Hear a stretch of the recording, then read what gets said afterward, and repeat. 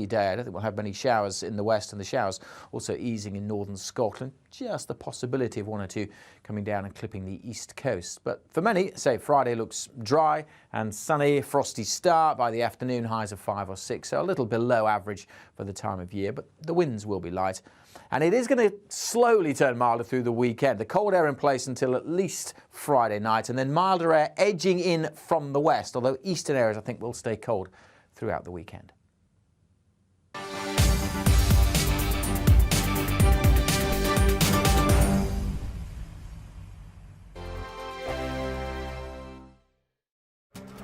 This year on GB News, we've got brand new members in the family.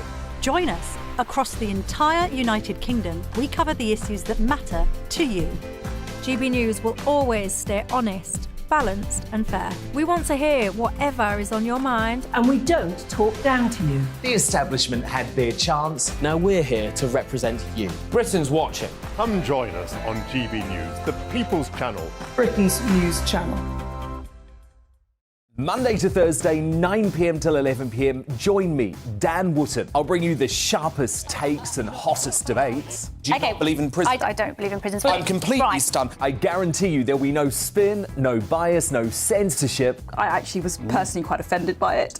and no reason to go to bed. So I guess they've always been quite woke. That's Dan Wootton tonight on TV, radio and online. Monday to Thursday from 9 p.m. till 11 p.m. on GB News. The People's Channel, Britain's news channel. We are GB News, and we'd like to say thank you to each and every one of you for bringing us your conversations, for helping our great nation find its voice. We are here for you on radio, television, and online, across England, Scotland, Wales, and Northern Ireland. It's not the BBC, you actually get your facts right. We are proud to be GB News, the People's Channel, Britain's news channel. I'm Mark White. As GB News Home and Security Editor, I cover those key issues that are so important to you. Our authorities, our communities doing all they can to combat violent crime. With the public services under unbearable strain, why are we still failing to control our borders? Defence, the first priority of any government, has been continually hollowed out. Can we trust our politicians to protect the armed forces? Join me, Mark White, on GB News.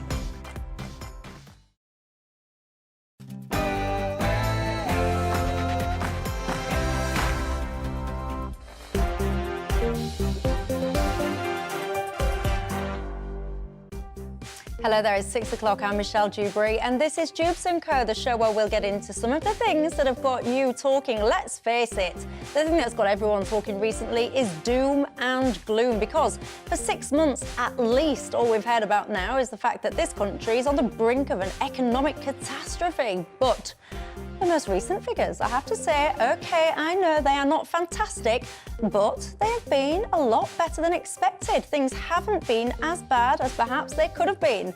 I'm asking, is it time now for a little burst of positivity about Britain's prospects? I think so, but I suspect that many of you might disagree with me. And the head of the Food Standards Agency has said that we should all stop bringing cake and sugary snacks into our office because our colleagues might be tempted to overeat. Goodness me. Is this all a little bit lectury, a bit nanny state, a bit step too far, or is it simply helpful advice? And the Church of England, after 5 years of consultation, has closed the church door on same-sex marriages. They will allow priests to bless a civil partnership, but not to conduct the actual ceremony. Is that fair enough? Or is it basically turning a cold shoulder to gay Christians? And finally, the Labour Party has adopted the mantra of take back control, where we heard that before. Not least, though, they're focusing their attentions on things like devolution, removing power control from London. Do you think that is indeed the cure to the economic inequality that exists in this country? And finally, the way to get us all levelled up or stepping up or gauging up or whatever the terminology is that we're supposed to use these days? Give me all your thoughts on that. But first, let's bring ourselves up to speed with tonight's latest headlines.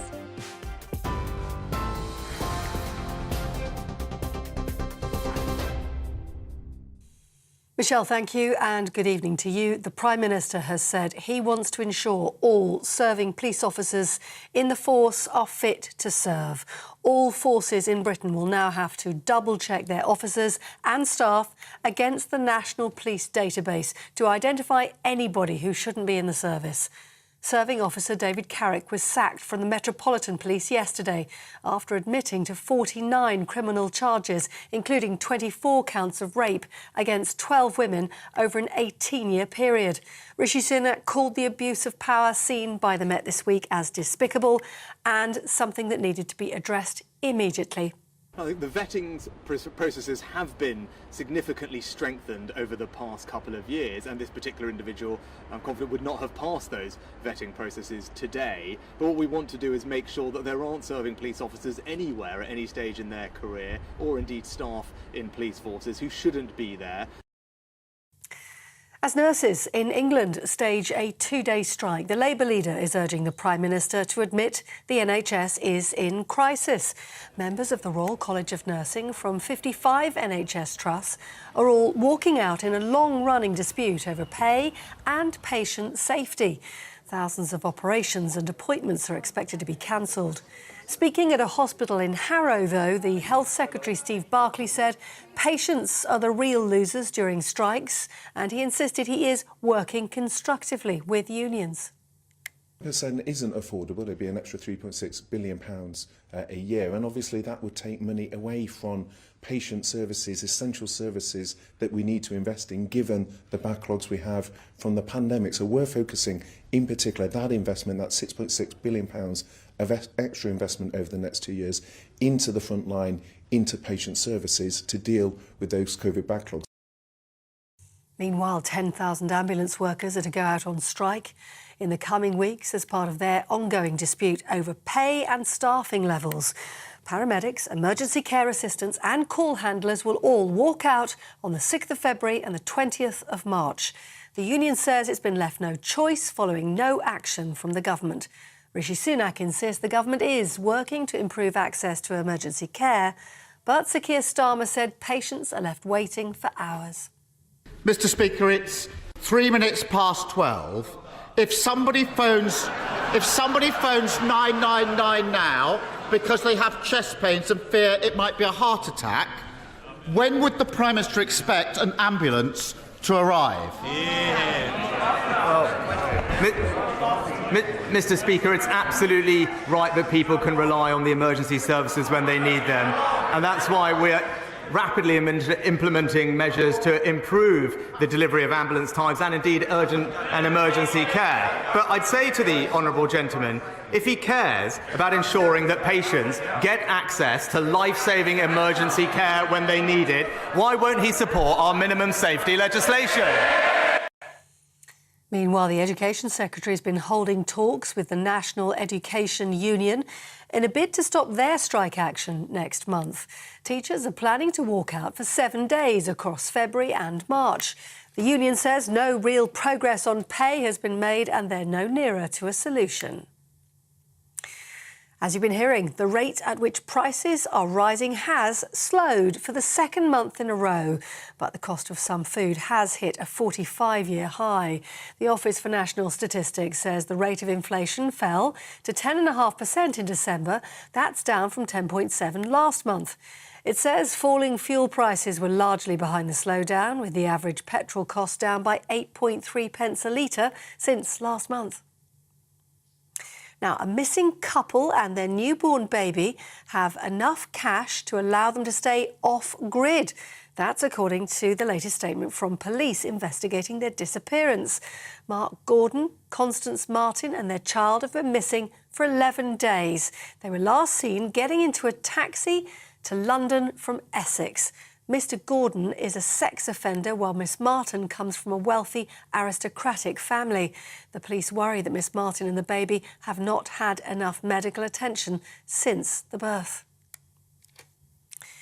And lastly, international news. And at least 14 people, including one child, have been killed in a helicopter crash near Ukraine's capital, Kyiv. Ukrainian officials stated more had died earlier, but local emergency services have revised the final number. Ukraine's Interior Minister and his first deputy were among those who lost their lives in the crash, which happened near a nursery in the town of Brovary. The cause of the crash isn't yet known. You're up to date on TV, online and DAB+ radio. You're with GB News, the People's Channel, where now it's time for Dewbs & Co.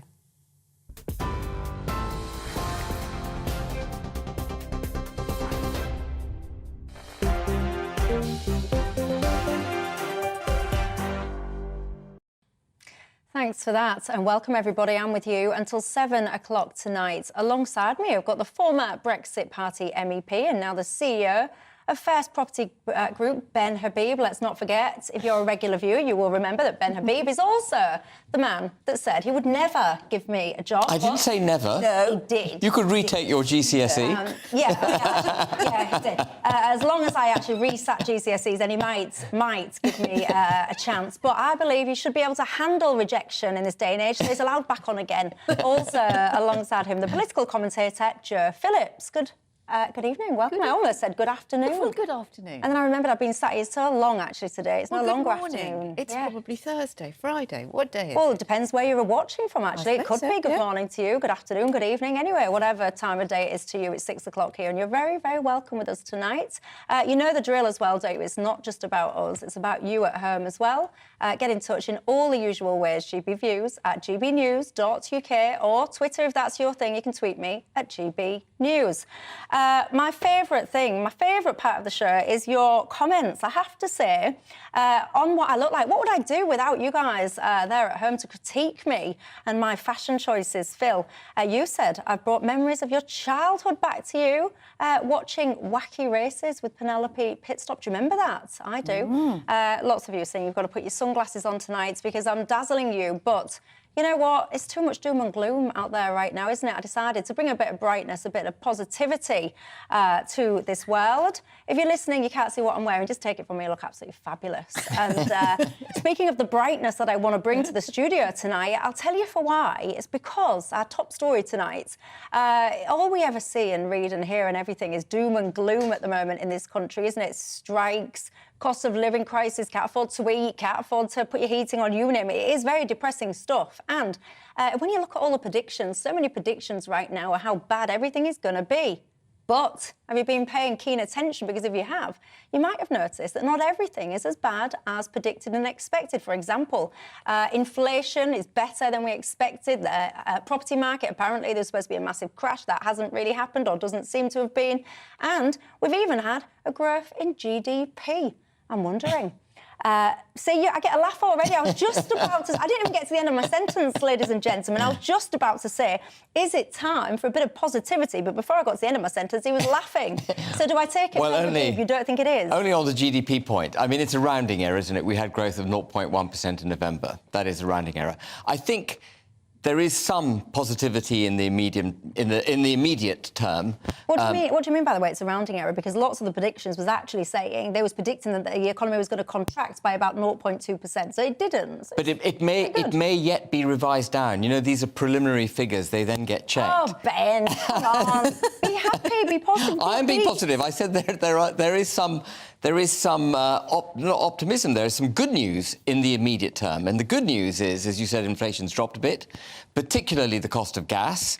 In the news, the news reader mentioned the cost of petrol coming down, but actually gas is halved in cost since last month. And of course, that has two benefits. It benefits the consumer, but it also benefits the government because the government had capped the cost of gas. So government finances are under less pressure. Interest rates have dropped, and actually gilts have had a very good month, which means that the Bank of England, funny enough, made a profit on the gilts. Do you remember it had to buy gilts after the mini-budget? It's actually made a profit on the purchase of those gilts. A lifetime ago now, though, doesn't it? It does, but it made a £3 billion profit, so that's not to be sneezed at. So I think in the immediate term, things aren't looking as bad as they were. But I said to Emily Carver, who was sitting in for you last week, that actually the really fundamental issue with our economy is not so much the debt level, which is horrendous, but over time can be managed. Not so much tax rates, which over time could be cut, even though they're at a post-World War II high, or inflation, which over time will come down. The real problem with the economy, as far as I'm concerned, is that it does not pay to work. So when you look at the medium to long term, because your net wages that you get if you're a median, if you're earning the median wage in the UK, or worse, less than the median wage, is actually not a million miles away from what you would get in benefits. So we've lost the need to work. We've become quite a benefits culture, a wealth distribution culture. And you know, that's really damaging for the medium to long term. We've got to get people back into the workplace. Unemployment is at historic lows, but unemployment figures only measure those who are looking for work. We've actually got 5.6 million people on universal credit, a staggering number of people, depending on the state. And actually, you say we've reduced people's need to work, actually, by paying so many people to sit at home and then continuing with this whole kind of work from home thing. Not only have we reduced the need, but the desire to work these days as well is on the decline, if you ask me. But Jo Phillips, have you got positivity about the country's Well, outlook? I would say it was a glowworm at the end of a tunnel. Right. And, you know, it may be that inflation has peaked, but I think there are several things to take into consideration. One is that, you know, the boost that happened with consumer spending because of the World Cup and Christmas, now we're going into the traditionally, you know, regardless of economic crisis, this period is really bad for consumer spending. Everybody's tightening their belts after Christmas. The cost of living is still very high. And whilst the inflation rate is dropped a fragment, food inflation is horrific. And I think the problem is that, you know, even if we all sat here and all three of us said, no, it's great news, things are looking up, it's not looking up when you go and do your weekly shop, or when you're paying for your train fare, or when you're going to buy the kids' school uniforms, or you're thinking about filling the car up. You know, and Ben says the cost of gas has come down, the cost of fuel has come, but it is still very, very high. And I think there will be questions that as this comes, and I think also the other thing is there's a delay, that whilst this might be an indication that the pressure is not so great on manufacturers and suppliers, it will take quite a long time to trickle through to customers. So I think, you know, in terms of feeling good, I think we're a long way from that. Yeah, and, you know, I am a capitalist at heart, Ben. I do admit that often. And I don't mind a little bit of profit-making, but we talk about food inflation and all the rest of it, and you say about, oh, things might take time to trickle through. I think, actually, there's a lot of products, all the rest of it, that are just being round up for no reason other than they can. And it annoys me. Undoubtedly. You know, who in the end is going to foot the bill? It is always the consumer. Ultimately, manufacturers put up their prices, wholesalers put up their prices, retailers put up their prices, and it's the consumer that foots the bill. And that's why wage growth is important. But the other aspect that I think seems to be entirely lost on this government is that cutting taxes puts more money into people's pockets, just as wage growth does. And it actually, if you cut taxes, it makes it pay to work. So it's socially a much better tool to use rather than just raising wages, raising the public sector bill, which happens if you cut taxes. It happens both ways. Yeah, but the Truss administration tried that whole technique of cutting. They got lambasted. But wage growth ends up in the same place. You end up with the government picking up the tab anyway. So I think cutting taxes, reducing the burden on the individual, reducing the burden particularly on the working and middle classes in these straitened times, is a really critical thing the government has to get to grips with. I'd be up for that, Jo, cutting taxes, but a lot of my viewers will actually be saying raise the taxes for people that have got higher incomes, higher wealth. And that's why Liz Truss and Kwasi Kwarteng went so wrong, because the headline was about, you know, a cut for the tax rate or abolishing the tax rate on bankers' bonuses.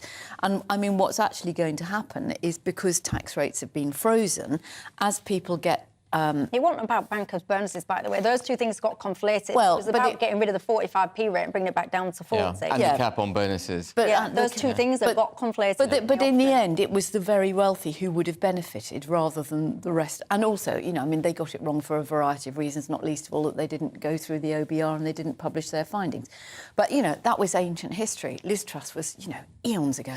But I think, you know, as wages might creep up, and there is some indication that they've gone up about 7% in the private sector and about 3% in the public sector, but in real terms, because of inflation, it's still a net loss.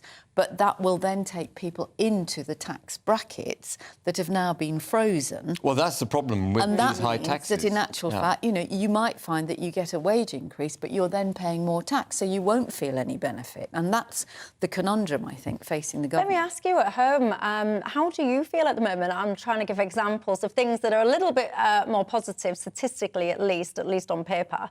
But do you feel like things are getting better? Do you sit there and feel more positive and optimistic?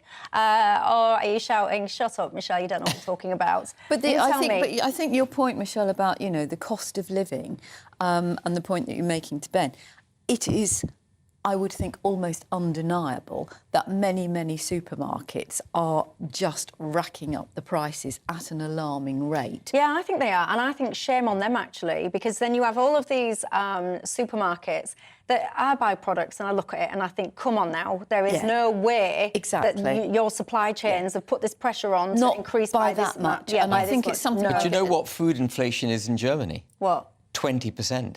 I mean, that's eye-watering. And what's that? But what was ours, though? I thought ours was about 16. Ours is higher than the headline rate of inflation. But, I mean, that's... 16% just for December, but overall it's 30%. But, I mean, things like bread, butter and milk and cheese have gone up absolutely phenomenally. But if you look at something like, I think it was a tin of Heinz soup or Heinz beans or something, that have gone up from something like 75 pence to £1.87. And you sort of think, hang on a minute, you know, that is not possible for it to be that much. But I think those kind of things should be named and shamed. Well, I think the supermarkets, you know, we've heard in the last few weeks that, you know, some of the leading supermarkets have been making a lot of profit. Well, some of them also, to be fair, are actually paying their workers more. I think one company has already announced its third increase in the last year. So all of those things are to be taken into consideration. The private sector is much, much ahead of the curve than the public sector. Yeah, well, let me know. I'm specifically interested. Do you feel any better off at the moment? Do you feel any more optimistic at the moment? I want your thoughts on that. I've got so much coming up tonight as well. I want to talk to you about devolution. Do we need more of it in England? And what would that look like to you? How would it work? Gay marriage? Do you think that is what the Church of England should be doing or not? Nanny state, do you need people to tell you not to take cakes into work because you might make people fat? I've never understood that, by the way. When it's your birthday, you're supposed to be the person taking the cakes in. Don't think so. On my birthday, I want the cake provided to me, but let me know your thoughts on that. But I'm asking you, are you feeling better, more wealthy, or more optimistic at the moment? I want your thoughts on that. On devolution, Colin's been in touch saying, I live in a devolved country, Wales. It's been a disaster. You can witness the state of the NHS in Wales and the waste of money caused by the talking shop and its hanger-on departments, you say. I've got to say, Colin, I was asking this question a couple of days ago. Keir Starmer reckons he's the man to sort out the NHS. Why then is the Labour-run NHS in Wales in such a situation? Why aren't they testing out all these great policies and thought processes on that? Paul says, the more I see of Ben, the more I am convinced that he'd make an excellent Prime Minister. He speaks so much sense. He doesn't speak that much sense because he told me he wouldn't hire me. I'll never let him forget that. Every single time I see him, you might find I'll go on another role and for you that doesn't involve maths, Michelle. Well, actually, I could be a contractor, then you don't have to employ me. You could just subcontract your services to me. Do it outside the tax net. Pay you in Guernsey, job done. Oh, hey, we'll go to a break in a minute. We can have a proper chat about it. Bernard She might not be here after the break. Yeah, I'll be in Guernsey, subcontracting myself to Ben. Bernard says Liz Truss had the right idea, but it didn't suit the stock market and the banks. Now they're all blaming Liz for the inflation because of the mini-budget, but she never had time to implement He's right. He's spot on, that man. Yeah. Keith, regardless of any glimmer of an upswing in the economy, the UK's future is culturally bleak. An avoidable downward spiral into a woke dystopia where today's brainwashed university ideologues hold the levels of power. Well, I started my segment saying, is it time to be a bit more positive? I've got to say, I think that the short answer is you're not all sharing my positivity, but I did get a glowworm at the end of a tunnel, so I'll take that. I'll quit while I'm ahead. I'll go to a break. When I come back, I will have some of your responses to that topic we've just been getting into, but also the head of the Food Standards Agency says, as I was saying, you shouldn't take cake into work for your colleagues, because basically if they eat too much, they might get fat. Do we need that kind of advice? Is that a bit nanny state, or is it just simple common sense? You tell me, and I'll see you in 2.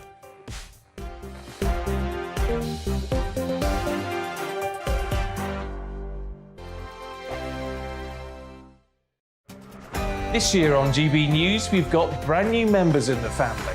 Join us. Across the entire United Kingdom, we cover the issues that matter to you. GB News will always stay honest, balanced and fair. We want to hear whatever is on your mind. And we don't talk down to you. The establishment had their chance. Now we're here to represent you. Britain's watching. Come join us on GB News, the People's Channel. Britain's news channel. Monday to Thursday, 9 p.m. till 11 p.m. Join me, Dan Wootton. I'll bring you the sharpest takes and hottest debates. Do you not believe in prison? I don't believe in prisons. I'm completely stunned. I guarantee you there'll be no spin, no bias, no censorship. I actually was personally quite offended by it. And no reason to go to bed. So I guess they've always been quite woke. That's Dan Wootton tonight on TV, radio and online. Monday to Thursday from 9 p.m. till 11 p.m. on GB News. The People's Channel, Britain's news channel. We are GB News, and we'd like to say thank you to each and every one of you for bringing us your conversations, for helping our great nation find its voice. We are here for you on radio, television, and online, across England, Scotland, Wales, and Northern Ireland. It's not the BBC, you actually get your facts right. We are proud to be GB News, the People's Channel, Britain's news channel. I'm Mark White. As GB News Home and Security Editor, I cover those key issues that are so important to you. Our authorities, our communities doing all they can to combat violent crime. With the public services under unbearable strain, why are we still failing to control our borders? Defence, the first priority of any government, has been continually hollowed out. Can we trust our politicians to protect the armed forces? Join me, Mark White, on GB News.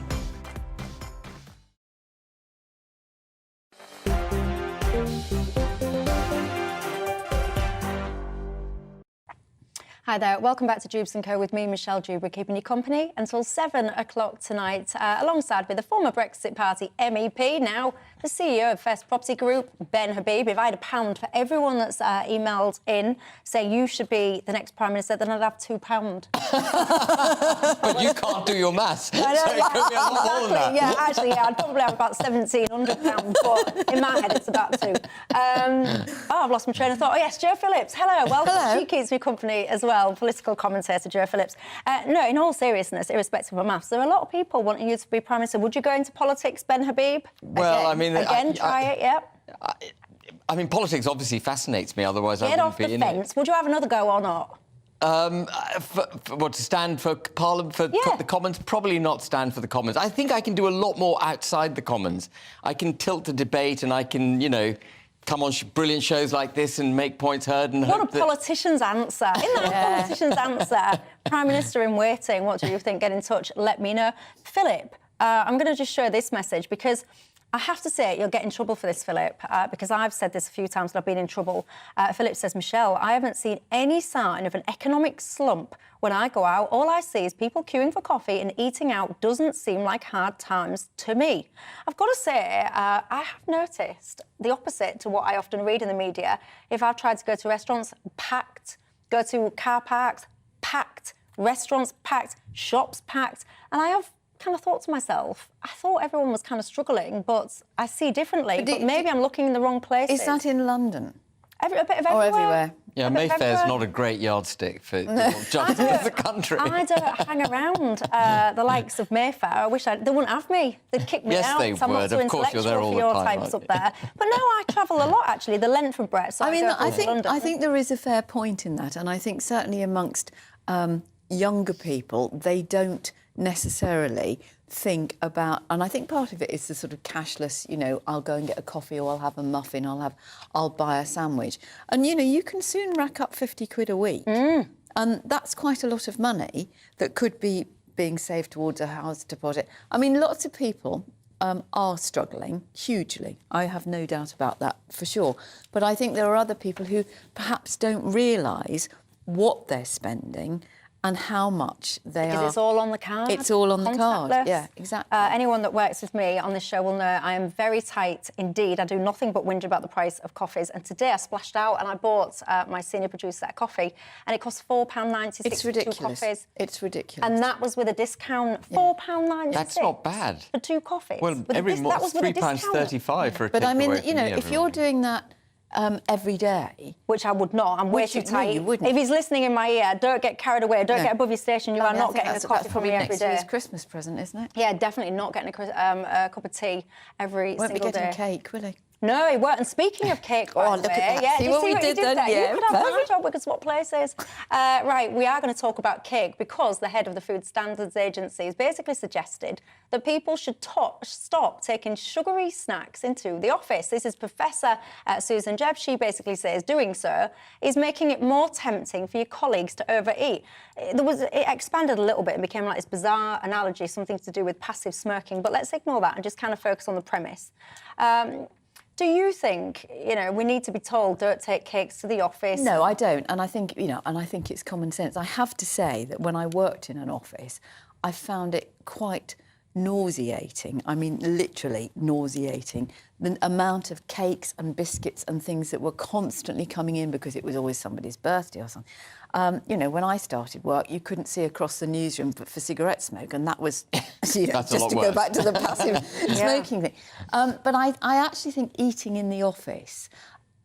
And what made me so cross was that, you know, people Finish bring that these... sentence. Eating in the office what?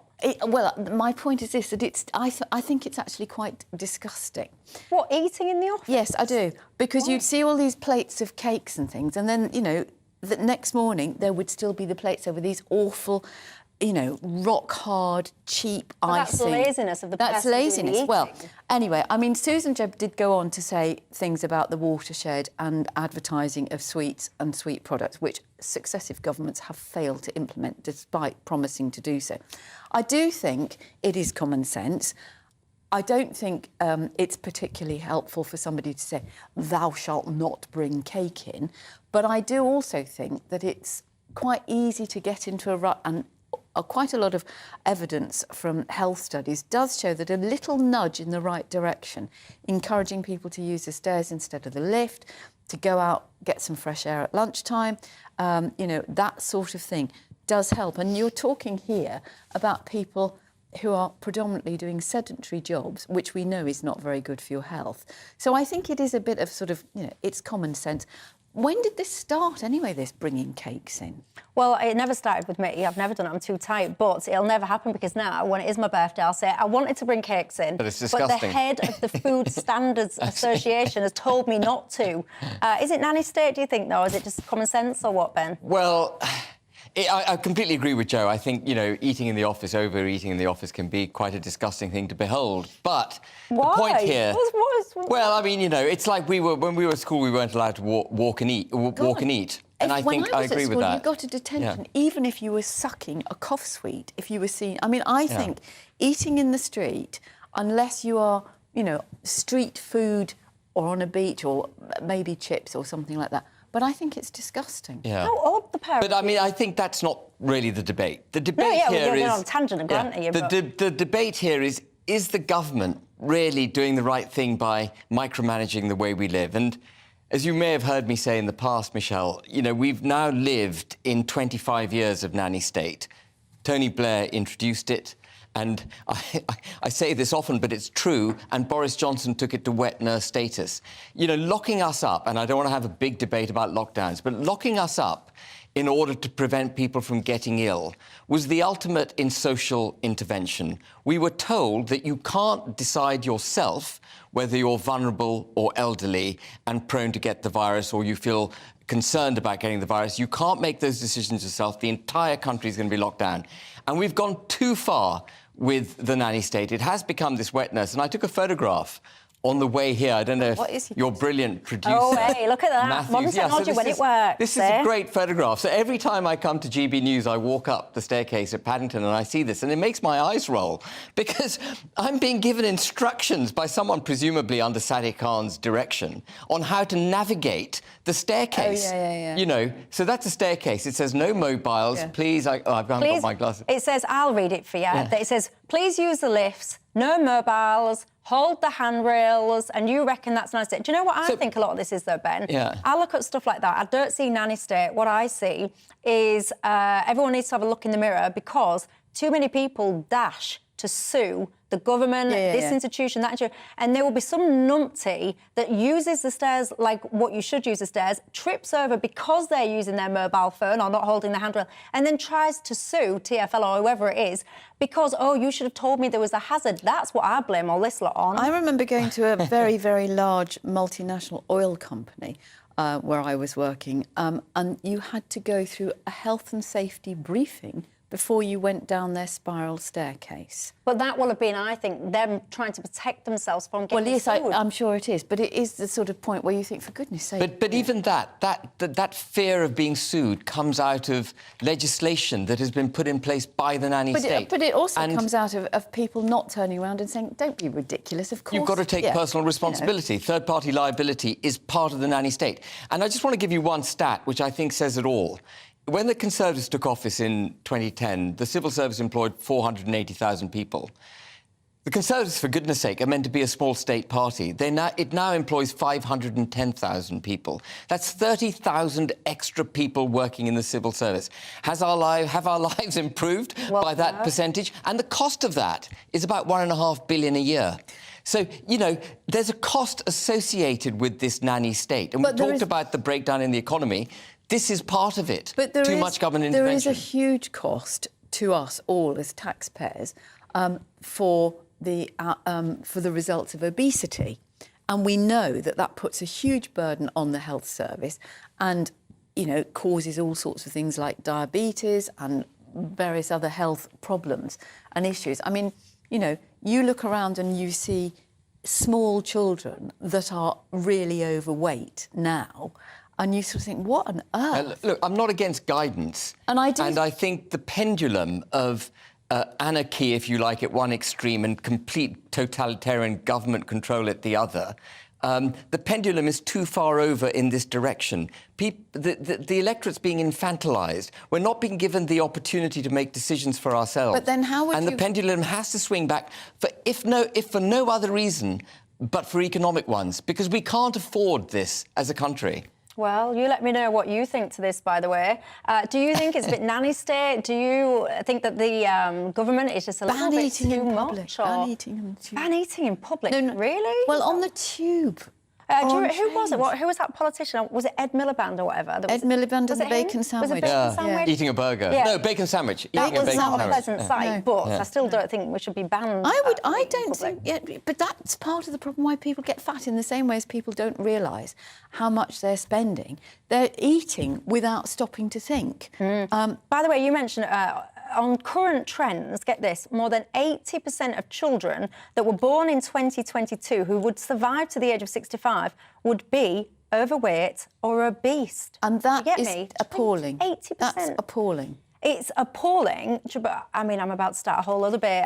I almost think it's akin to child abuse. Well, I was about to say the same thing, Michelle. There you go. There'll be people at home shouting at me for that one. But it is. It's a dereliction of duty as a parent to let your children... But would you get the state to intervene and legislate against parents? No, but I think you could go some way, and one of the ways is to ban advertising, because we know how hard it is on, you know, hard-pressed parents, and you've got kids nagging, you know, to get more things, more sugar, more salt. Well, that is a pest to power as well, is a very powerful thing. And that's a whole other debate in itself. If your child is obese, based only on dietary situations, of course, I'm not saying anything to do with illness or anything like that. Is that a form of child abuse? I think that is a debate for another day. It certainly divides opinion, that one, that is for sure. I'm going to take a break. Cyril says, Michelle, I've been banging on about England being the only country in the UK that doesn't have its own parliament. I've been wondering why, but nobody ever listens to me. Well, I'm listening to you, Cyril, and that will be coming up a little bit later in my programme. Do we need more devolution across England? I want your thoughts on that. But I also want to talk about the Church of England. It's basically stopped short of allowing its priests to conduct same-sex marriages. That has divided opinion, I can tell you. Do you agree with it or not? Tell me and I'll see you in 2.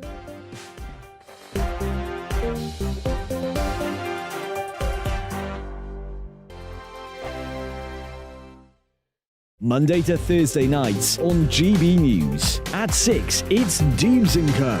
7 o'clock, Farage. At 8, join Mark Stein. And at 9, Dan Wootton Tonight, followed by Headliners. On TV, radio and online. This is GB News. We are GB News, the People's Channel. Why not take us home with you by visiting the GB News shop at gbnews.store. You'll find all the official merchandise, a really good present actually for yourself, your friends or your family. We ship across the UK mainland at no extra cost. GB News, the People's Channel. Here on GB News Live, we'll be keeping you in the picture, finding out what's happening across the country and finding out why it matters to you. We'll have the facts fast with our team of reporters and specialist correspondents. Wherever it's happening, we'll be there from 12 noon on TV, radio and online. GB News, the People's Channel, Britain's news channel. Monday to Thursday on GB News, it's Bev Turner Today from 10 a.m. We're going to be here for you, our GB News family, to keep you up to date, but also make you smile. The guy went from puberty to adultery. And I can't wait to bring a few of my own opinions. I have no time for cultural totalitarianism. We'll engage in passionate, but always polite debate, with your thoughts and opinions at the centre of it all. Only on GB News, the People's Channel, Britain's news channel. Hi there, it's Stephen and Anne. At breakfast from 6 a.m, you'll always be caught up with everything you need to know, the latest headlines, opinions and debates. We'll bring you the good news and the bad, but most of all, we're here for you. Remember, send in your views and let us know what you would like us to talk about. That's because we're your news channel. And every morning at 6 a.m, it's breakfast on GB News.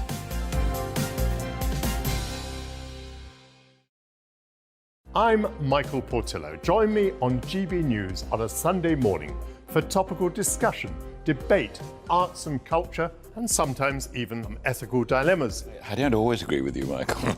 Michael Portillo, Sundays on GB News, the People's Channel, Britain's news channel.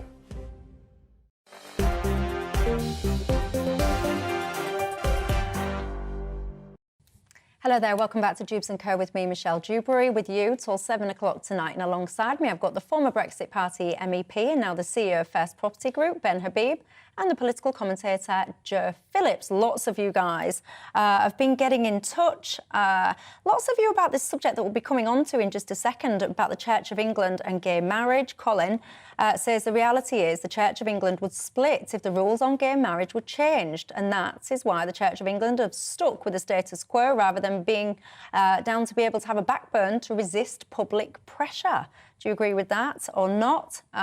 David says too many people who have never stepped foot in a church think it is their right to tell the church what to do. Your thoughts on that?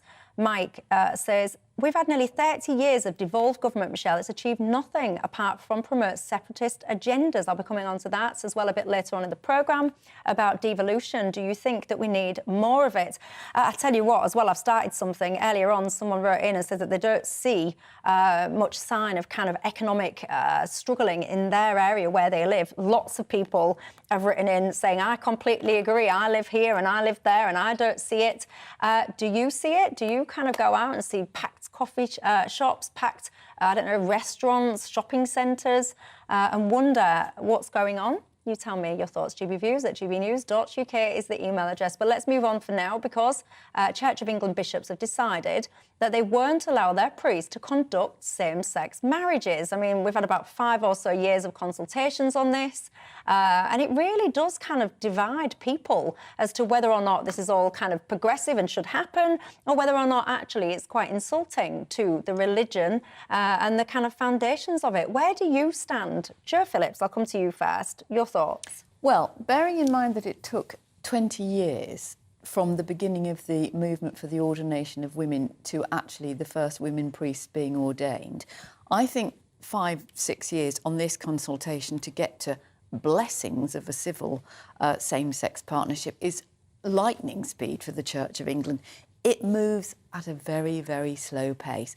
And I think, you know, it is certainly not for me, as a non-religious and not member of the Church of England, to even begin to tell them how they should run their operations, because, you know, the Catholic Church doesn't allow women priests, the Church of England does.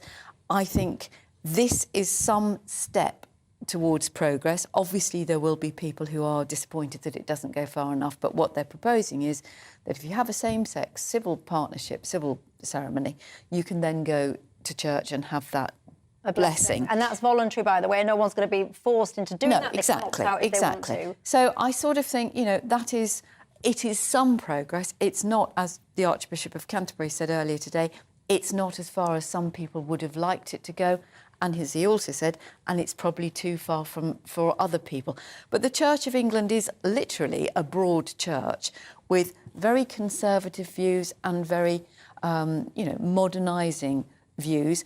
It's sad for gay Christians who feel, and many of them have been quoted after this announcement, saying that we're getting crumbs from the bishops, we're being second-rate. But it does seem to me that this is somewhere of a pragmatic, happy medium.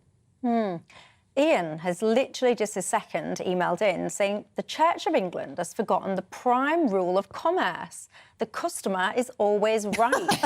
If they refuse to marry such couple, they cannot expect to see those customers again. Now, Ian makes a point. I mean, in the census that was conducted 2021 or whatever. Yeah, I think I'm glad you brought that up. Yeah, I think it was about 46% of people now identify as being Christian. So the faith, etc., it's on the decline in this country. First time below 50%. Yeah, it is on this decline. Does that mean that the church should be looking at ways of, oh, goodness me, how can I make myself more progressive and right on and all the rest of it in order to appeal to the next generation of people, or not? Well, on the specific issue of gay marriage and, you know, conducting gay marriages in church, I think that's a huge theological and philosophical debate to be had. And indeed, the modernisation of the church itself, I think, is a very complex affair. But at a very basic level, we discussed that census. I don't know if you recall, Michelle, the census came out the day I was on with you. And I was reluctant then to give examples of why I thought the church had alienated people. But it seems to me... I do remember now, yes. Yeah, I was reluctant to do it. And I didn't want to offend people. I'm not a hugely religious person, so I've got to be careful. I don't want to be one of those people telling the church what to do, not being a regular attendee myself. But it seems to me that as an institution goes, it either has some God-given tenets or it doesn't. And it seems to me Justin Welby has bent over too much in order to modernise the church. I mean, so much so that he gets involved in every potential issue which is nothing to do with him. So, you know, he's got a view on Brexit. That's got nothing to do with the church. And can I just finish? So, carry on. Yeah. And that's a good example of why he's alienated people. You know, the majority of this country voted for Brexit. A dean at Trinity College, Cambridge, the other day said Jesus Christ has got the hallmarks of transgender. I mean, that's an absolute affront, I imagine, to anyone who holds their Christian values dearly. And the fact that this debate has been going on in the church for 5 to 6 years. Should we adjudicate gay marriages? Let me just put this into context. There are 250,000 gay couples married in the United Kingdom. That's 0.8% of the population. There are 6,000 gay marriages a year.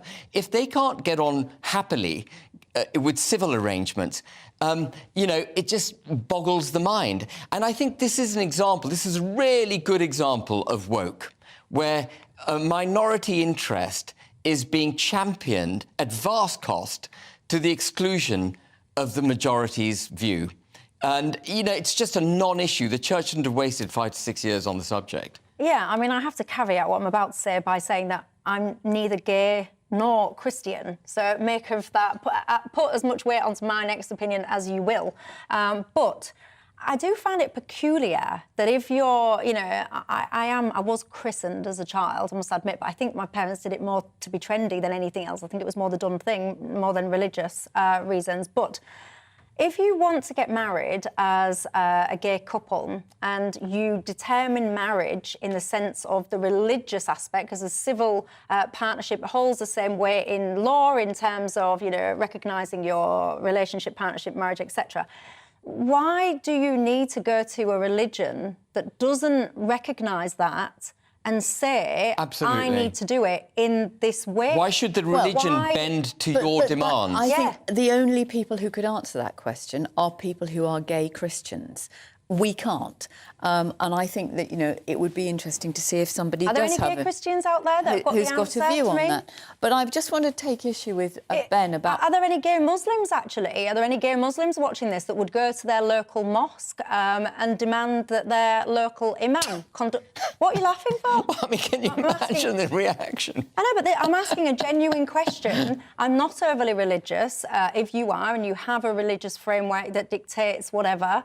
how does this work in terms of, you know, your life has moved on and you think that the relationship should follow suit? I'm going to take a break, actually, but I want to return to this because I'm going to let you ponder it in the break. And if you are out there, gay Christian, gay Muslim, gay whatever, with religion, can you get in touch and let me know? gbviews@gbnews.uk. I'm genuinely interested in your responses and I'll see you in 2.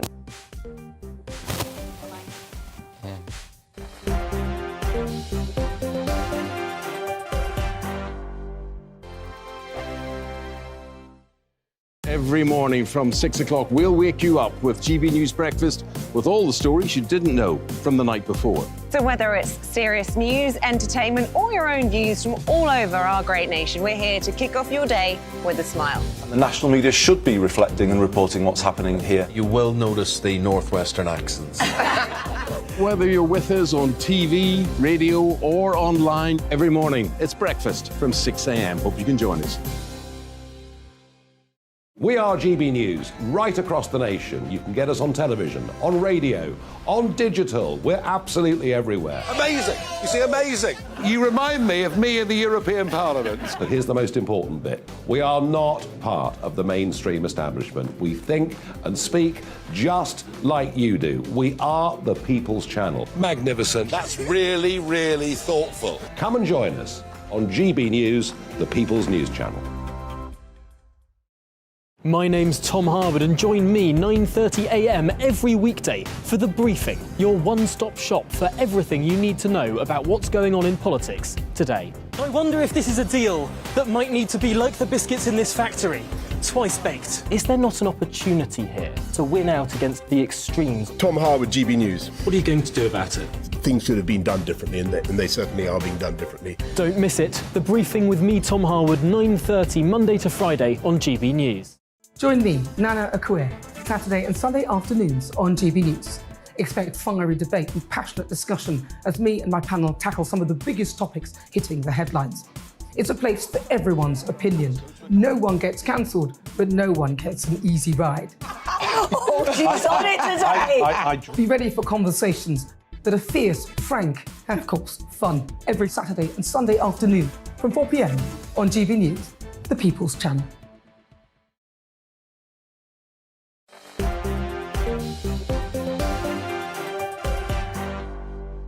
Remember, I can say that. Hi there, I'm Michelle Dewberry. This is Dewbs & Co. We're with you right through till 7 o'clock this evening. Ben Habib, Joe Phillips still keeps me company. I do apologise, by the way, if you had sound issues then. I've got to say, it was me, not you. We're back and we're talking about... We're going to pick up that conversation conversation I was just having a second ago, actually, about gay marriage in the Church of England. Chris says, rather than berating the Church of England, Michelle, why don't you consider other religions? I'm not berating anybody, quite frankly. I'm not gay, nor am I a Christian. And actually, I'm trying to understand why it is seen and requested and demanded that a religion steeped in goodness knows how many years back needs to change to accommodate the needs of today's society. That's the question, I'm guessing. Ben Habib, your thoughts? Sorry. Well, I mean, during the break, you know, I mentioned to you that I've got a very close family relation who is gay and Catholic, and quite devoutly Catholic, believe it or not. But I don't think he would wish, I haven't asked him, but I don't think he would wish to get married in a church. I don't think he would see it as a necessity. And he takes from his religion whatever succor he gets. You know, it's a very deeply personal thing, isn't it? I'm trying to find someone out there. Is there anyone watching this that is religious and gay and would want a marriage within the confines of your religion? It doesn't have to be Church of England, by the way. It can be anything. You tell me. Get in touch if you're there. But you see, you could have been having this argument several years ago when gay couples wanted to have civil ceremonies and to have their relationships validated and legalised. And, you know, for all sorts of reasons, tax, pensions, children, property, as well as everything else. That was a long fight to get same-sex marriage recognised and civil partnerships.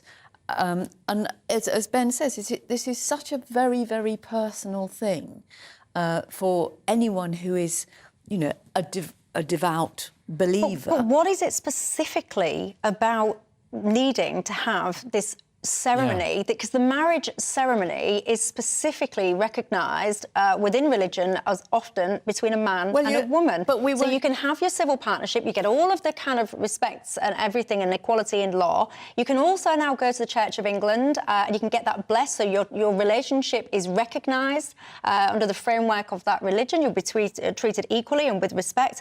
So what is it?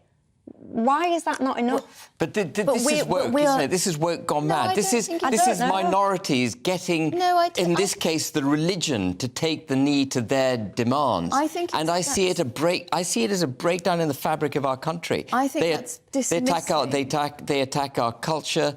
This is the woke. I'm not talking about gay people. I'm talking about the woke. Attack our culture, our heritage, our self-confidence, because they're promoting a political ideology, and they want to get the church to take the knee. And woke is a deeply, deeply damaging. It's not an ideology. It's a deeply damaging movement. You know, it's this championing of minority rights. Ostensible championing of minority rights to the detriment, if necessary, of the majority.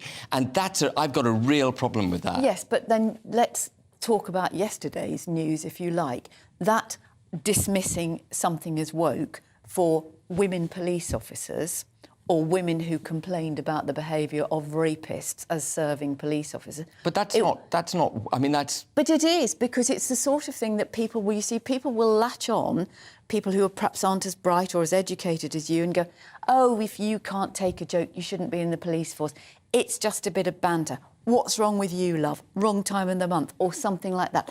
That sort of dismissive, you know, in the same way that banter excuses appalling behaviour, homophobic, misogynistic, racist, so too does writing off anything that you don't agree with. No, but requiring an institution to change the way well, I think in terms of the police force, it's about bloody time they. Well, I'm talking about the church, you know. But the church changed to have women ordained.